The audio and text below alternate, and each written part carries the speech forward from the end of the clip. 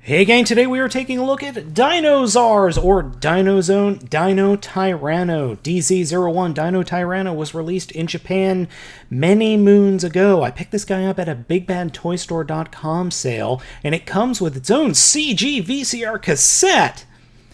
Yeah. So, the box is standard box. I really don't know what else I could say about it other than it's bright, it's red.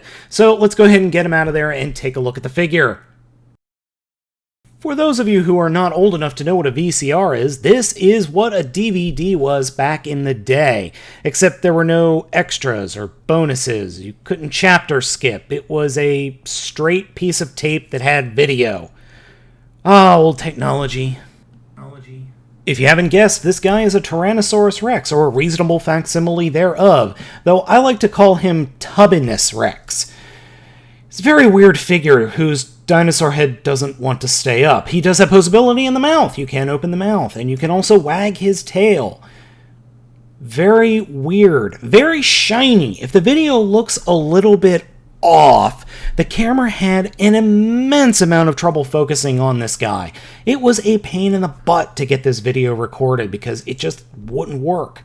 So, you can have him in Dino mode. He does have some posability in this mode. He does have posable forearms, and then his legs have very large ball joints there at the body, hinge joints at the knee, and then another set of ball-ish joints there at the feet. The reason I say ball-ish is because you can get some limited posability out of it.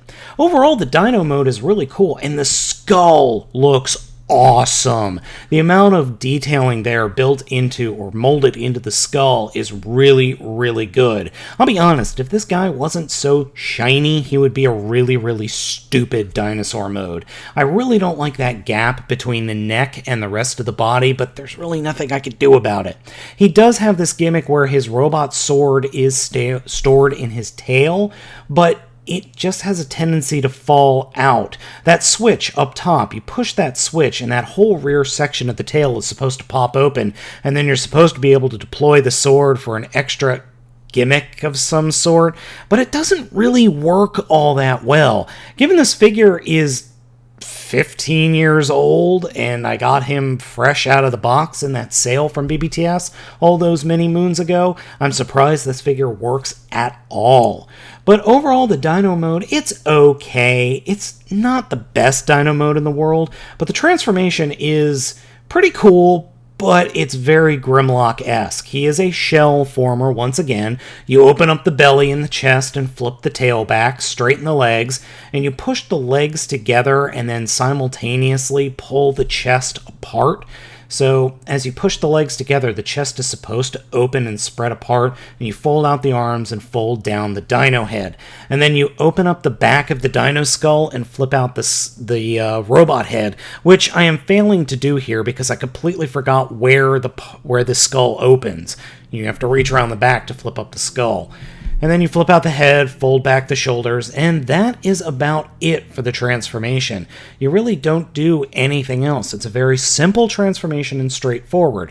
For the sword, just flip the blade out, and then you put the sword hilt in his hand.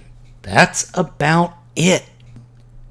I have to admit, I like the robot mode. I think the robot mode actually looks pretty cool. It's the best of the robot modes for any of the Dinozars or Dinozone figures, I think, or for the good guys at least.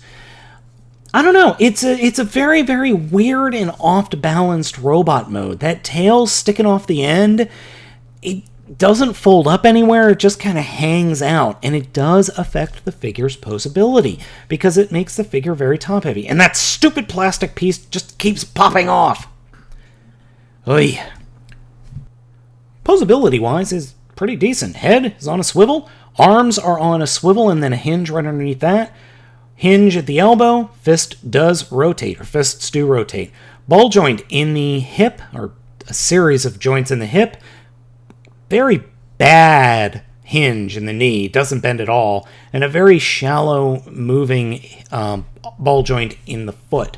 So, overall, it's a decently posable figure, but not really all that posable because of all that back kibble, that does cause problems. The head sculpt is fantastic, though.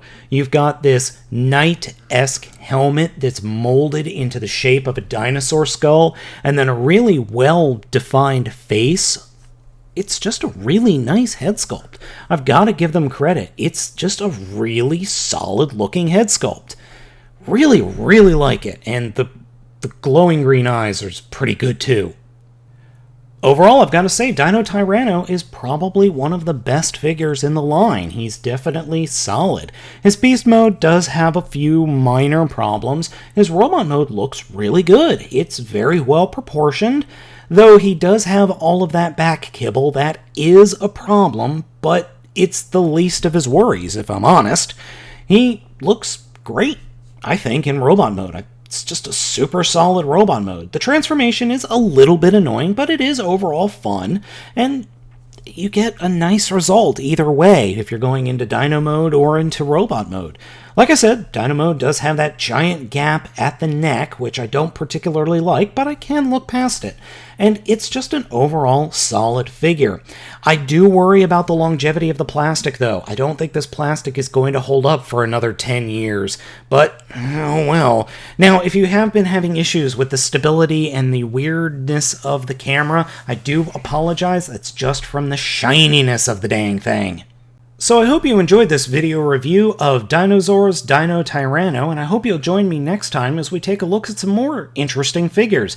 Guys, this has been Spada the Baltmatrix for DZ-1 DinoTyranno, and I will catch you all next time!